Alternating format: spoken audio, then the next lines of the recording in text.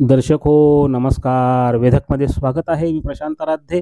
एक ताजी घडामोड अशी आहे की सह्याद्रीच्या घाटमाथ्यावर आणि भीमा खोऱ्यामध्ये आज सकाळपासून मुसळधार पाऊस पडतोय आणि काल रात्री आणि आज सकाळपर्यंत लोणावळा परिसरामध्ये जवळपास 275 मिलीमीटर पावसाची नोंद एकाच दिवसात झालेली आहे.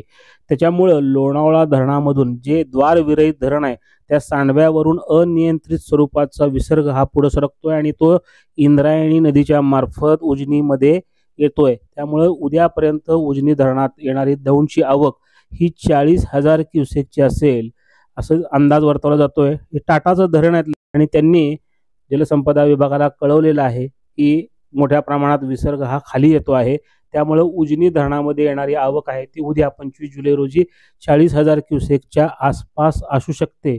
दरम्यान आजही खिरेश्वर, खंडाळा, भीमाशंकर असेल, त्याचबरोबर टेमघर धरण, पावना सर्वच धरण परिसरांमध्ये जोरदार पाऊस होतो आहे. उजनी धरण हे -18% आता खाली आलेलं आहे.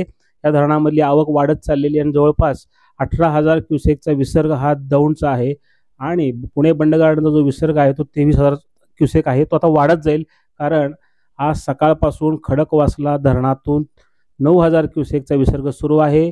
याचबरोबर वडिवळे धरणातून सुद्धा 5,000 क्युसेक पाणी सोडलं गेलेलं आहे.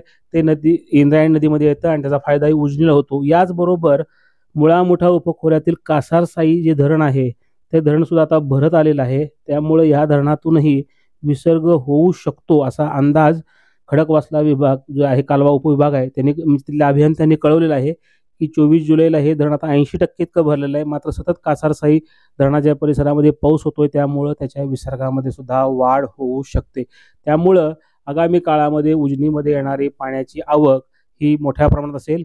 जलसंपदा विभागानं अंदाज वर्तवला की उद्यापर्यंत 40,000 क्युसेकनं पाणी उजनी जलाशयामध्ये येऊ शकतं. यामुळे धरण लवकरच उपयुक्त पाणी पातळीत भरू शकतं. आजही भीमा खोऱ्यामधील सर्व उपखोऱ्यामध्ये तसेच पाणलोट क्षेत्रातल्या काही भागामध्ये पाऊस सुरू आहे.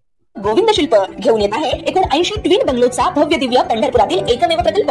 आमच्या प्रकल्पाची वैशिष्ट्ये: मनाला शांती देणारं महादेवाचं मंदिर, मुख्य रस्ता सुमारे 30 फुटांचा, अंतर्गत रस्ता सुमारे 20 फुटांचा, ग्रामपंचायत योजनेचा प्रत्येक बंगलोजला स्वतंत्र नळ, सांडपाण्याची सुरक्षित विल्हेवाट, सर्व टाइल्स ग्लॉसी आणि नामांकित कंपनीच्या, सर्व स्टेअर, खिडक्या, चौकटी सुपर ब्लॅक ग्रेनाइट, दोन्ही अटॅच बाथरूम पूर्णपणे टाइल्स, पंतप्रधान हर घर नळ योजना पूर्णत्वाकडे, bathroom, basin, kitchen, CP fittings हे जगवार कंपनीचे, स्टील वर पूर्णपणे जिंदाल कंपनीचे, 1000 लिटर पाण्याची टाकी, 150 लिटर सोलर वॉटर हीटर सोबत वॉटर प्युरिफायर, प्रत्येक बंगलोजला स्वतंत्र पार्किंग, दर्शनीय भाग पूर्णपणे डॅटो टाइल्स, टाटा प्रवेश कंपनीचे आकर्षक भक्कम दरवाजा, फुटी उंचीचे सुरक्षित कंपाऊंड. मग विचार काय करताय? गोविंद शिल्प, पत्ता गट नंबर 95, हॉटेल अंगण शेजारी, टाकळी रोड, पंढरपूर.